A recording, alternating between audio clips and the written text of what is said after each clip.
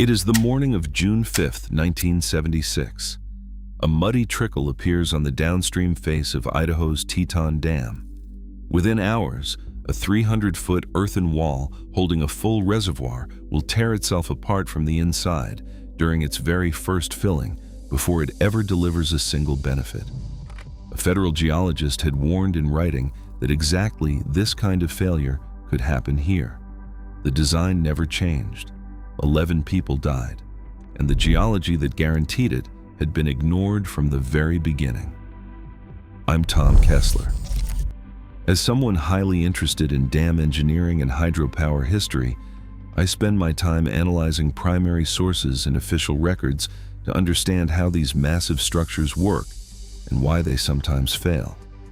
To understand the Teton disaster, we have to look back to 1964, when Congress authorized a massive water storage project in eastern Idaho.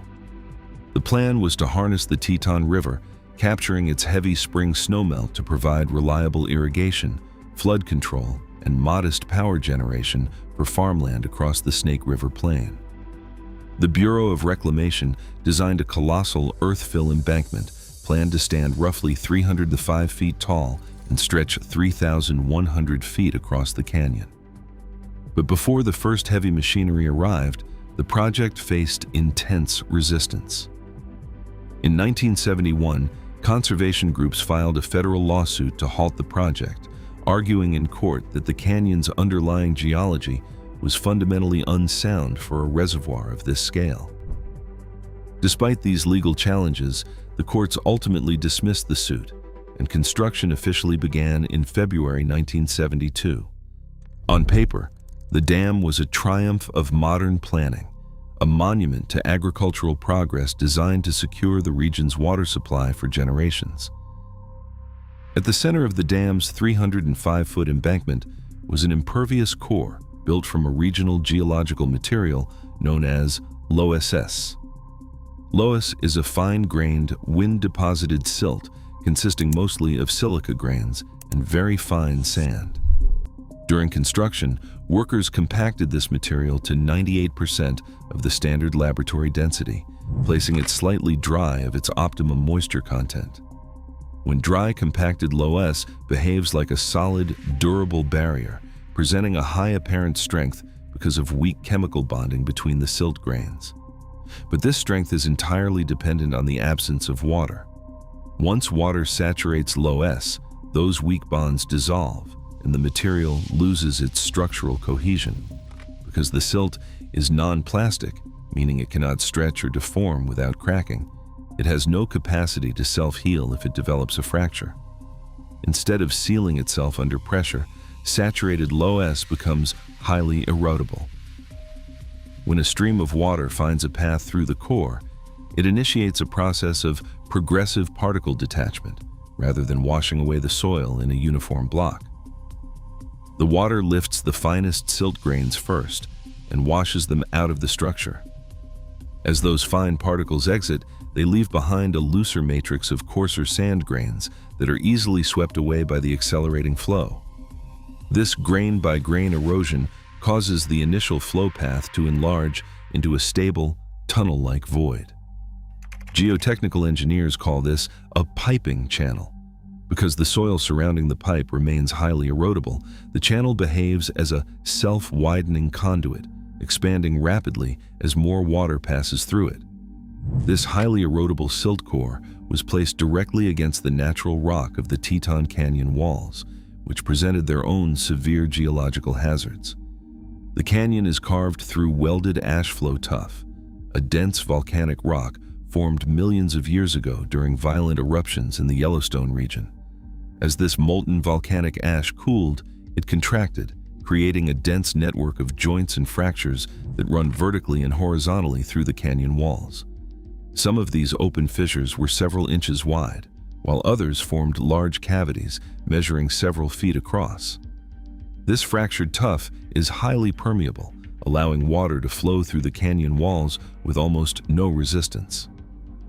To prevent reservoir water from bypassing the dam through these rock fractures, engineers designed a massive grouting program. The plan was to drill holes hundreds of feet into the rock beneath the dam's foundation and pump in a mixture of cement, sand, water, and chemical sealants to create an impermeable barrier called a grout curtain. Workers injected approximately 260,000 cubic feet of grout into the abutments, but the fractured volcanic rock made a continuous seal almost impossible to achieve. Grouting logs revealed that many drill holes required thousands of sacks of cement without ever reaching pressure refusal, meaning the grout was flowing freely into massive, undetected caverns and drifting away rather than sealing the joints near the dam. This left unfilled gaps, or windows, in the grout curtain. These undetected gaps meant that highly pressurized reservoir water could still find open volcanic joints, bypass the grout barrier, and travel directly to the downstream side of the dam, coming into direct contact with the erodible Lucis core inside the key trench. The interaction between the high pressure of a filling reservoir, the open fissures in the volcanic rock, and the unstable silt core created a severe physical imbalance. In a typical earthen dam, a transition zone or filter made of sand and gravel is placed between the core and the rock foundation to prevent the core material from being washed into the rock joints. At Teton, however, the design relied on the grout curtain alone to stop water flow, leaving the silt core in direct contact with the fractured tuff. When the reservoir began to fill, the weight of the water generated an immense hydraulic gradient, which is the measure of water pressure drop over a given distance. On the right side of the canyon, this hydraulic gradient reached a value between 7 and 10. Laboratory tests established that the critical hydraulic gradient for the compacted less core was only about 0.35, meaning the water pressure acting on the core was more than 20 times higher than the limit the silt could physically resist. Under this pressure, water forced its way through the open joints in the volcanic rock, hitting the unprotected Loess core like a high-pressure jet and washing the fine silt grains directly into the open fissures of the right abutment. Because the rock joints were open and unsealed behind the incomplete grout curtain, they acted as a drainage system, carrying the eroded silt away and allowing the piping channel within the core to expand without restriction. This established a self-reinforcing loop. As the silt eroded, the path grew wider, the resistance to water flow decreased, and the water velocity increased, accelerating the grain-by-grain detachment. All physical conditions were in place for a rapid internal collapse.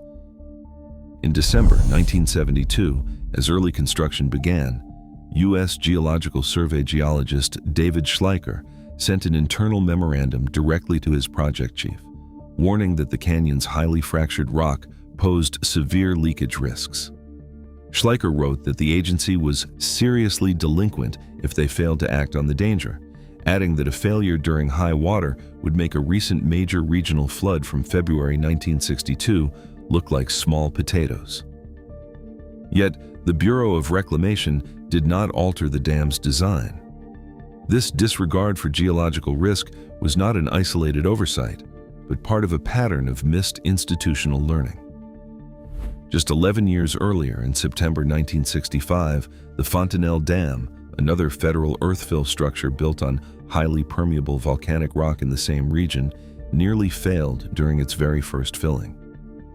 Water bypassed the grout curtain and eroded a massive cavity in the downstream slope through the exact same internal piping mechanism.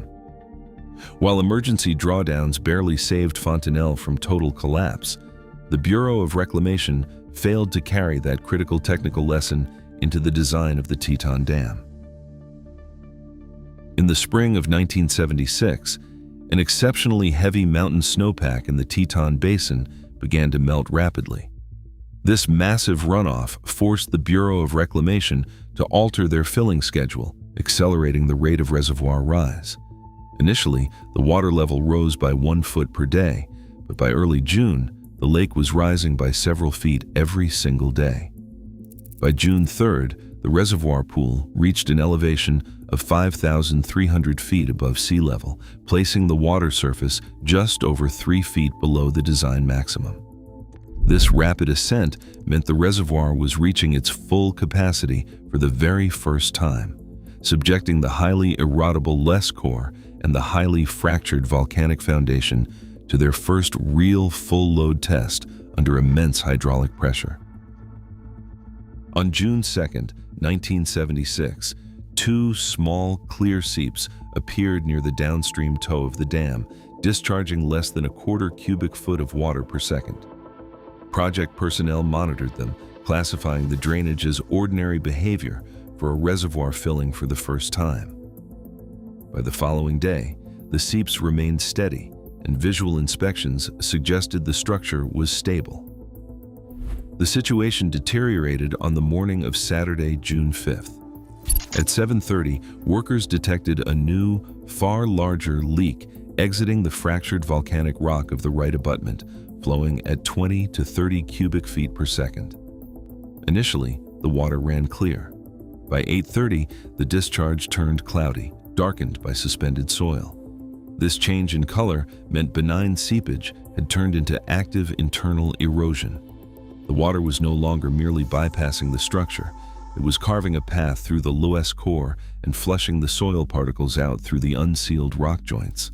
By 10:15, the discharge rate spiked 20-fold, carrying a massive volume of mud downstream. At the same moment, a wet, eroding patch appeared directly on the downstream face of the dam, roughly 130 feet below the crest. Embankment material was leaving the structure, and the internal void was expanding rapidly. At 10:40 in the morning, two bulldozers descended the slope of the dam, tasked with pushing rocks directly into the rapidly expanding sinkhole. But the internal erosion was already too advanced. Minutes later, a massive whirlpool spun onto the reservoir's surface, marking the spot where water was being sucked down through an unintended, widening opening in the Les core. The bulldozer crews pushed riprap into the vortex, but the collapsing embankment swallowed the material instantly, leaving the operators in an unwinnable race against time. At 11:55 in the morning, the crest of the dam crumbled, and a visible fissure ripped through the structure. 2 minutes later, the massive embankment breached completely, letting loose 80 billion gallons of water. The reservoir escaped the shattered barrier at a rate of 2.3 million cubic feet per second, a flow that rivaled the largest rivers on Earth.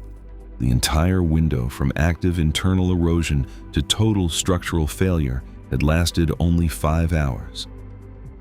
The torrent roared through the 1,200-foot wide Teton River Canyon, gaining velocity as it funneled through the rocky gorge. Once free of the canyon walls, the mass of water burst into the flat upper Snake River Valley, spreading across nearly 200 square miles of eastern Idaho's fertile farmland. The towns of Wilford, Sugar City, and Rexburg lay directly in the path of the advancing water. Yet, a massive loss of life was prevented by rapid, decisive action. Nearly 2 hours before the final breach, project construction engineer Robert Robison and local sheriffs recognized the clear signs of failure and ordered an immediate evacuation. This early warning allowed 35,000 residents to escape to higher ground, keeping the final death toll remarkably low. The official records attribute 11 deaths to the disaster. While the early warning saved thousands, the rush to escape carried its own fatal toll, with several residents suffering fatal heart attacks during the evacuation rather than from the rising waters. For some, the danger was simply rejected. An elderly couple chose to stay in their home despite receiving a direct, urgent warning from a family member. Beyond the official count, local accounts suggest the actual loss was higher once aftermath of related illnesses and delayed medical care are considered. These indirect casualties cannot be verified because early record-keeping was limited, leaving a permanent gap between the official ledger and community memory. Yet, despite the tragic delay between the first signs of failure and the public alarms, the rapid evacuation saved thousands of lives, preventing what could have been an unmatched humanitarian catastrophe. Nearly 100,000 people lived in the direct path of the floodwaters. Because the vast majority reached high ground, the focus shifted from saving lives to reclaiming what remained. Within days, families and business owners returned to manually clear silt from homes, storefronts, and the local movie theater. This quiet determination culminated when they proceeded with a community celebration planned long before the dam broke, marking the moment they knew they would recover. The Teton Dam remains a reminder that geology and design tell the truth long before failure, if only we are willing to listen. Here on this channel, we explore the engineering and history of dams and hydropower. If you have first-hand accounts or corrections, please share them in the comments below, as our next episode covers another major dam disaster. Subscribe to stay updated. The official postmortems began almost immediately. In April 1977, the Federal Teton Dam Failure Review Group, alongside an independent panel, released their findings. Investigators concluded that the primary physical cause was internal erosion. An undetected pathway through the highly fractured volcanic rock of the right abutment had allowed pressurized reservoir water to reach the erodible Lewis core, initiating the rapid piping process. In the wake of these findings, the federal government assumed financial responsibility, paying over $400 million in claims to devastated landowners and local businesses. The Bureau of Reclamation abandoned the site, declaring it entirely unsuitable, and the dam was never rebuilt. Instead, the disaster forced a complete overhaul of national infrastructure policy. Congress enacted sweeping dam safety legislation, requiring independent peer reviews and rigorous geological investigations for all future projects. This led directly to the creation of the Bureau of Reclamation Dam Safety Office, ensuring that the warning signs ignored at Teton would reshape modern engineering standards. In the end, geology and design always tell the truth, long before failure, if we are willing to listen. On this channel, we explore the engineering history of dams and hydropower. Please share your first-hand accounts or corrections in the comments as we prepare to cover another major dam disaster. Subscribe to join us.